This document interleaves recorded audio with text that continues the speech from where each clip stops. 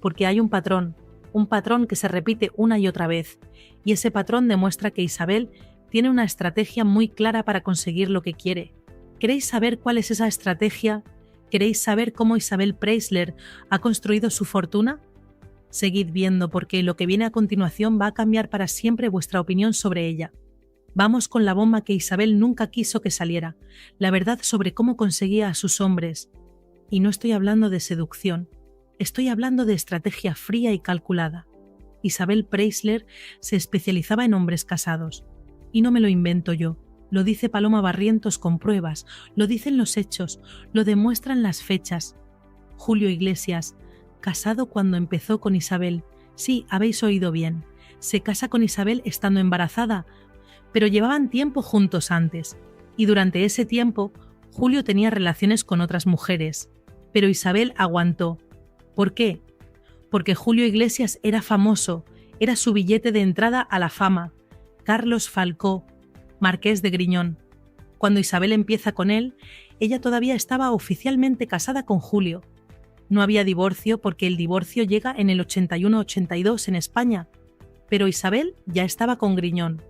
Varias personas la pillaron con el marqués cuando oficialmente seguía siendo la señora de Iglesias.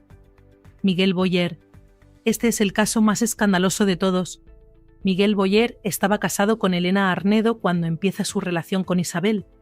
E Isabel también estaba casada con Griñón. Dos personas casadas, los dos con sus respectivos cónyuges, iniciando una aventura a escondidas. La madre de Julio Iglesias, Rosario de la Cueva, pilló a Isabel con el marqués de Griñón en el edificio de San Francisco de Sales. Ese edificio donde vivían todos. Carmen Martínez Bordiú en un piso, Carlos Iglesias, hermano de Julio, en otro, Julio e Isabel en otro, y los padres de Julio en otro. ¿Os imagináis la escena? La suegra pillando a la nuera con otro mientras oficialmente sigue casada con su hijo. El escándalo fue monumental, pero Isabel lo ha maquillado durante años, lo ha limpiado, lo ha blanqueado, y ahora viene lo mejor de todo. La primera cita de Isabel con Miguel Boyer. ¿Sabéis dónde fue? En el mesón de Fuencarral. Comieron gazpacho y filetes empanados. Sí, filetes empanados. La elegantísima Isabel Preisler en un mesón comiendo filetes empanados con el ministro de Economía Casado. Y como sabían que los podían reconocer, Isabel llevó un montón de carpetas para que pareciera que Miguel era su abogado.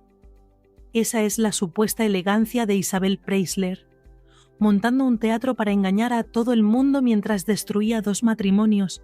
¿Y sabéis qué más hizo Isabel? Dejádmelo en los comentarios si creéis que esto es elegancia o es simple hipocresía.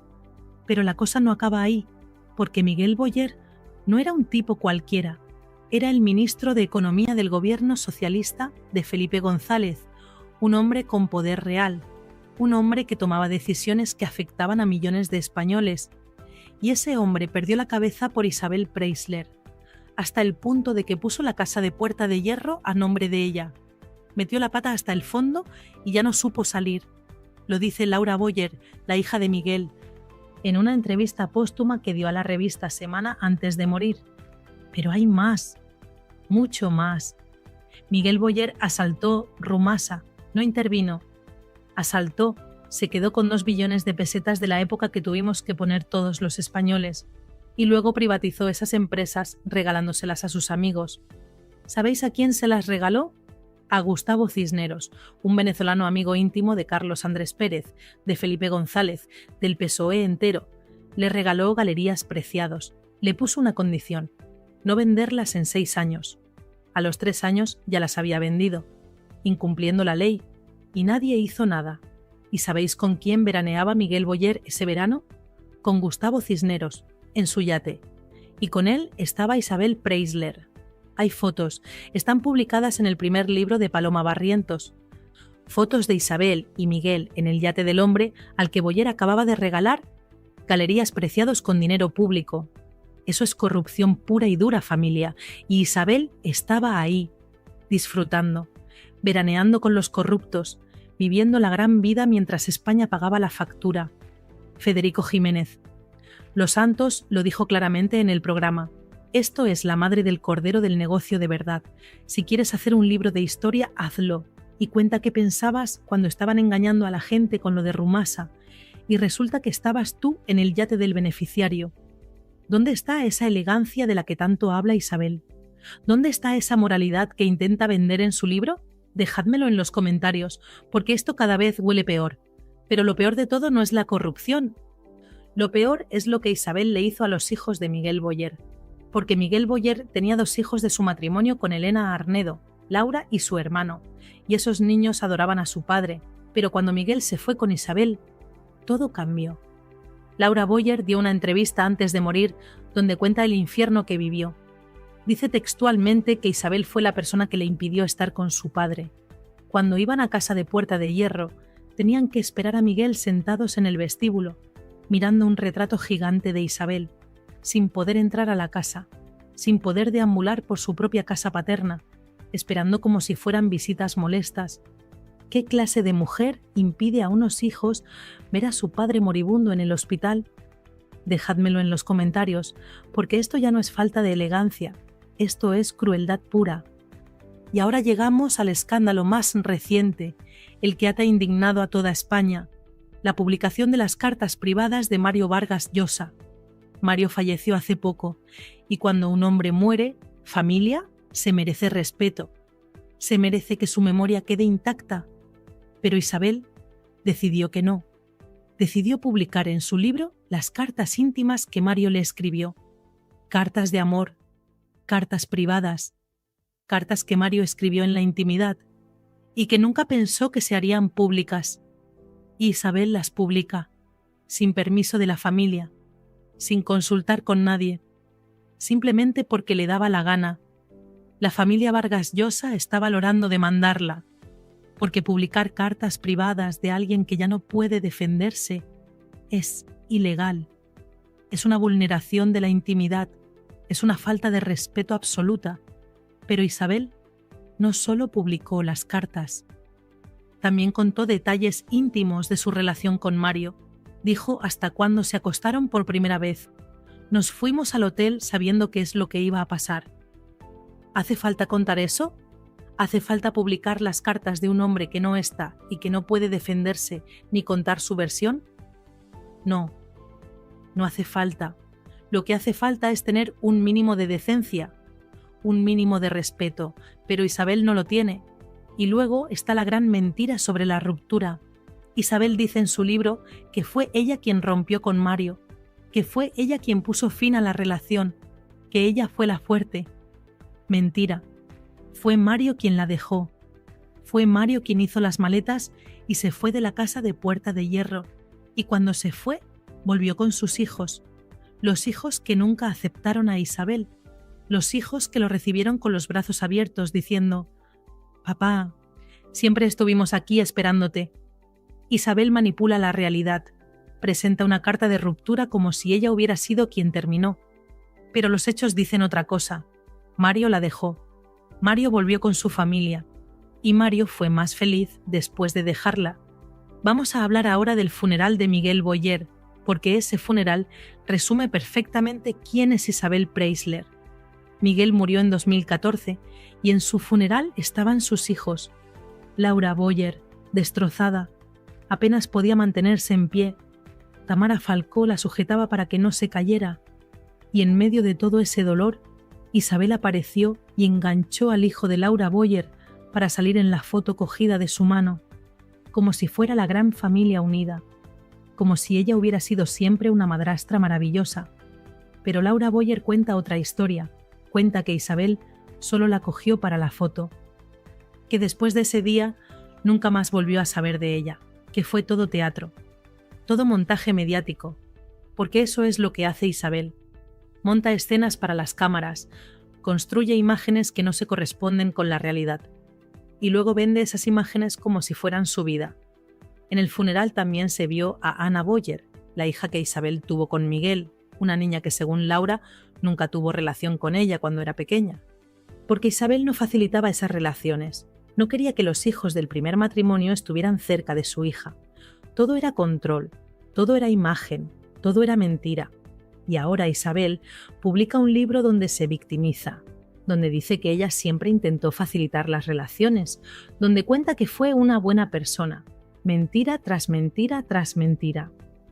Vamos a hablar ahora de algo que todos los periodistas coinciden. Isabel Preisler está obsesionada con el estatus social, no con el amor, no con la felicidad, con el estatus. Cuando se casa con Julio Iglesias consigue fama. Julio era el cantante más famoso de España. Eso le abre puertas, pero Julio no le da estatus social real. Julio es famoso, pero no es aristocracia. Cuando se casa con Carlos Falcó, marqués de Griñón, ahí sí consigue estatus. Porque Griñón era grande de España, aristocracia de verdad, de las familias más importantes de España, y eso es lo que Isabel buscaba. Paloma Barrientos lo dice claro. El estatus social que tanto preocupa a cierta gente que vive preocupada por el estatus, se lo dio Griñón al más alto nivel. Por eso, Isabel aguantó con Griñón, aunque reconoce en su libro que nunca estuvo realmente enamorada de él. Lo dice ella misma. Nunca lo amó, pero se casó con él porque era marqués, porque le daba un apellido, porque le abría las puertas de la aristocracia española. Y cuando Miguel Boyer aparece, Isabel ve otra oportunidad, porque Boyer no era aristocracia, pero era poder, poder real. El ministro de Economía, un hombre que movía hilos en el gobierno socialista. Con Boyer, Isabel entra en otro mundo, el mundo del poder político, el mundo de las decisiones importantes, el mundo de la gente que realmente manda, y por eso sacrificó 2 matrimonios, el de Boyer y el suyo propio con Griñón, porque Boyer le daba algo que Griñón no podía darle, acceso al poder real. ¿Veis el patrón? ¿Entendéis cómo funciona Isabel? Dejádmelo en los comentarios. La casa de Puerta de Hierro, esa casa que todo el mundo conoce, esa casa donde Isabel vive como una reina. ¿Sabéis quién pagó esa casa? Miguel Boyer. Y no solo eso, la puso a nombre de Isabel. Hubo una entrevista histórica donde Miguel Boyer enseñó la casa a una periodista, Natibel Preciado, y Boyer, como un pardillo enamorado, enseñaba cada detalle.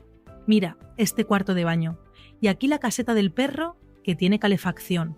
El ministro de Economía, que acababa de desmantelar Rumasa, explicando que la caseta del perro tiene calefacción. Federico Jiménez Los Santos lo dijo perfectamente. A Isabel no le gustara, pero Isabel siempre ha intentado controlar lo que se publica sobre ella.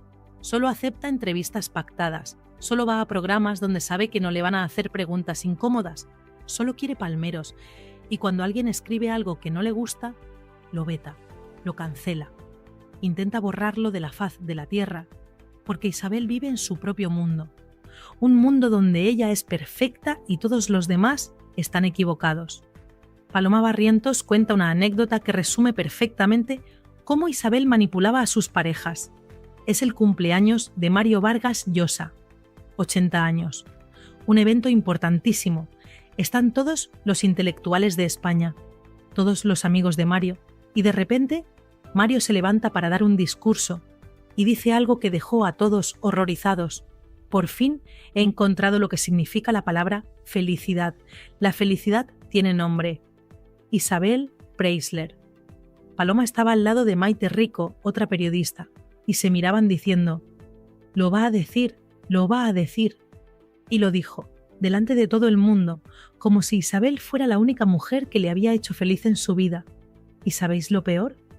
Que su mujer, Patricia, la madre de sus hijos, estaba ahí escuchando, humillada públicamente, viendo cómo su marido la dejaba por Isabel y encima lo proclamaba delante de todos. Mario se comportó como un imbécil enamorado, como un hombre que había perdido completamente la cabeza, y todo por Isabel, pero Federico Jiménez Los Santos lo dijo perfecto. Vale, enchóchate, pero no lo digas. Tienes una mujer a la que has dejado tirada, tienes unos hijos que están sufriendo, cállatelo. Pero Mario no se calló, porque Isabel tenía ese poder sobre él, el poder de hacerle perder la dignidad, el poder de convertirlo en su marioneta. Y ahora Isabel, después de su muerte, publica sus cartas íntimas, la elegantísima Isabel Preisler. Toma ya.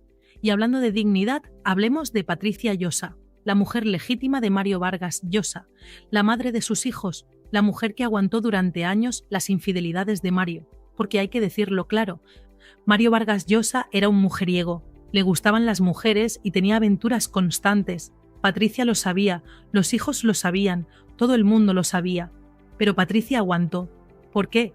Porque era su familia, porque eran sus hijos, porque creía que mantener la familia unida era más importante que el orgullo. Igual que la reina Sofía aguantó las infidelidades de Juan Carlos, porque hay mujeres que entienden que hay cosas más importantes que el ego personal. Pero cuando Mario se va con Isabel, Patricia aguanta en silencio, con dignidad, sin hacer declaraciones, sin montar escándalos, como una señora de verdad. Y entonces Isabel publica en ABC, el periódico de las Esquelas, una carta privada que Patricia le había escrito, una carta donde Patricia le dice cosas personales, íntimas, y Isabel la hace pública. Federico Jiménez Los Santos lo dijo claro: cuando tú publicas la carta de la otra, de la legítima, ya quedas mal. Y esa historia, aunque había habido otras, era la legítima. Isabel perdió los papeles ese día. Demostró que no tiene ni un gramo de elegancia, que todo es fachada, que cuando se siente atacada saca las garras y no le importa a quién destroza. Pero vamos a relajarnos un momento y vamos a hablar de cosas más livianas, como la relación de Isabel con Julio Iglesias, porque ahí hay anécdotas que tienen su gracia. Resulta que la primera vez que Isabel y Miguel Boyer quedan, van al Mesón de Fuencarral. Sí, habéis oído bien, el Mesón de Fuencarral, un sitio normalito donde comen gazpacho y filetes empanados. Filete empanado, familia. La elegantísima Isabel Preisler comiendo filete empanado. No San Jacobo. No haute cuisine francesa, filete empanado del Mesón. Me pregunto si también pidieron pan con tomate y cerveza de barril. Y como sabían que los podían pillar, Isabel llevó un montón de carpetas para que pareciera que Miguel era su abogado. Porque claro, una reunión de negocios en un mesón con filetes empanados. Muy creíble todo. Otro momento gracioso es cuando habla de su madre diciendo que tenía sangre indígena.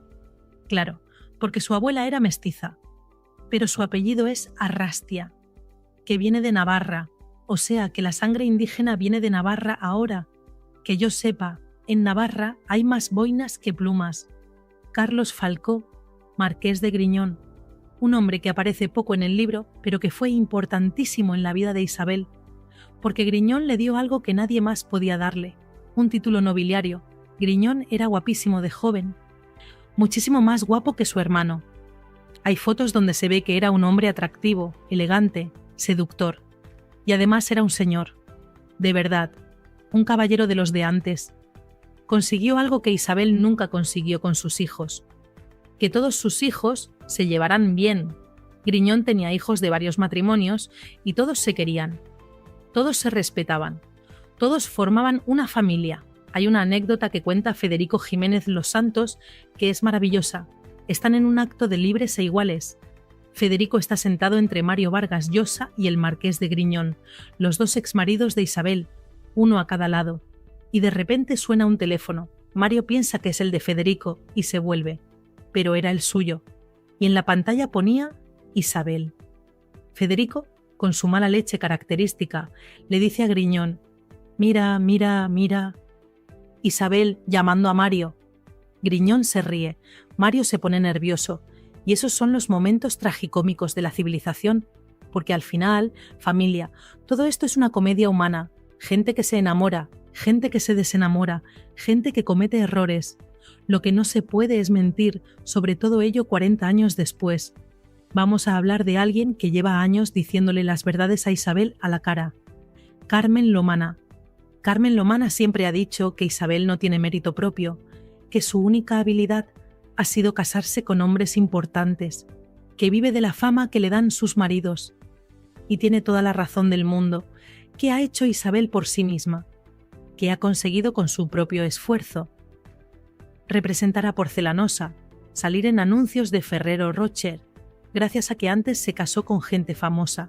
Sin Julio Iglesias, Isabel seguiría en Manila o trabajando en Madrid, de lo que fuera. Sin Griñón, no tendría ese barniz aristocrático. Sin Boyer, no tendría acceso al poder.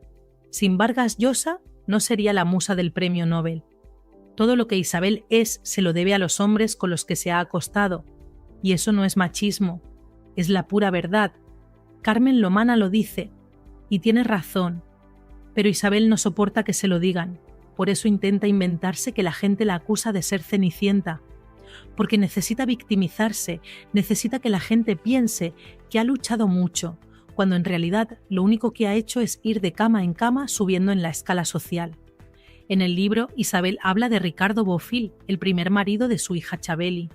Y lo que dice es brutal, dice textualmente que era un drogadicto, con todas las letras. Un drogadicto que hundió la vida de mi hija que solo bebía agua. Ese tipo de afirmaciones son de un nivel impresionante, porque Ricardo Bofill está vivo, puede leer eso, puede sentirse atacado, puede demandar, pero Isabel no tiene filtros, dice lo que le da la gana sobre gente que está viva, y luego se escandaliza cuando alguien dice algo de ella es perfecta y puede hacer lo que quiera, y el resto del mundo tiene que callar y admirarla. Federico Jiménez Los Santos lo dijo perfectamente. Si quieres hacer un libro de historia, hazlo. Y cuenta qué pensabas cuando estaban engañando a la gente con Rumasa. Y resulta que estabas tú en el yate del beneficiario. Eso es corrupción en estado puro. Y Isabel estaba ahí. No era una víctima inocente. No era una mujer que no sabía nada. Estaba disfrutando del dinero robado a los españoles. Familia, llegamos al final. Y la conclusión es clara como el agua. Isabel Preisler acaba de cometer el mayor error de su vida publicando estas memorias. Porque en lugar de limpiar su imagen, la ha destruido para siempre. Ha reconocido cosas que antes negaba, se ha contradicho página tras página, ha mentido sobre cosas que están documentadas, ha demostrado que todo lo que hemos pensado durante años sobre ella es cierto, que no es elegante, que no es una señora, que no tiene clase, que es una mujer obsesionada con el estatus social que ha usado a todos los hombres que ha tenido para subir en la escala, que destruyó familias, que alejó a padres de sus hijos, que se benefició de la corrupción, que vive en un mundo de mentiras que ella misma ha construido. Pero me no había parece una manifestado puñetera tanto, vergüenza claro. que la primera mujer de Julio Iglesias, madre de sus tres hijos, no salga a defender a Julio Iglesias, salvo que esté convencida de que lo que han dicho sus pendones era cierto.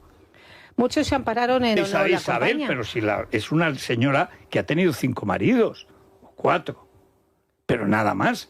Pero me no había parece una manifestado puñetera tanto, vergüenza claro. que la primera mujer de Julio Iglesias, madre de sus tres hijos, no salga a defender a Julio Iglesias, salvo que esté convencida de que lo que han dicho sus pendones era cierto. Muchos se ampararon en honor a la Isabel, campaña. pero si es una señora que ha tenido 5 maridos, o 4, pero nada más. Prácticamente se ha deshelado el Polo Norte o el Polo Preisler, porque aparece en el Ola defendiendo a Julio Iglesias un mes después de que lo acusaran, en fin, digamos de alquiler, podríamos decir, pero de lujo. Y exclusiva mediante. Y además. hoy exclusiva mediante, o sea, nunca gratis, pero aparece ahí ahora. Sí. ¿Te parece, Yo esta Alaska? mañana no sé si me pasa un poco con lo de reina del marcapasos. Ya no es la reina del corazón. Será Se ha Marta, pasado a ¿no? otra. Maredadismo, sociedadismo. No, Sí. pero es por lo defectuoso de la situación, no porque tenga Sí, no 76, que no 75, Sí, lo dice. montada y decide no hablar. A mí me ha sorprendido que un mes después, bueno, un mes largo después, y además recurriendo a una serie de explicaciones que ahora leo y que no me parecen las más adecuadas, hable por fin del cantante cuando ya está todo prácticamente resuelto, quitando lo que el cantante va a emprender No, contra claro, los que ahora han viene, lo ahora viene cuento. En sus 4 se calla, paredes, pero no, que no hasta ver qué es pensará lo que que un mes pasa. después, los que lo defendimos desde el principio, porque era un montaje evidente, decían 3 años de profunda De investigación, investigación. decía el preescolar. 3 años, pero ¿qué 3 años? Si era un tinglado, un chiringuito de Soros, discurso grotesco, puesto en marcha por las taradas de Podemos. Desde el caso Rocito, que es cuando se inventan a quienes empoderan. Rocito será buena, mala o regular, pero una mujer empoderada, ¿autónoma de qué? ¿Autónoma de qué? Pero si es que no respira, el si no, si su empoderamiento marido de no la Isabel, acompaña. pero si es una señora que ha tenido 5 maridos, o 4, pero nada más. Jiménez Los Santos destrozando punto por punto el libro de la supuesta reina de corazones.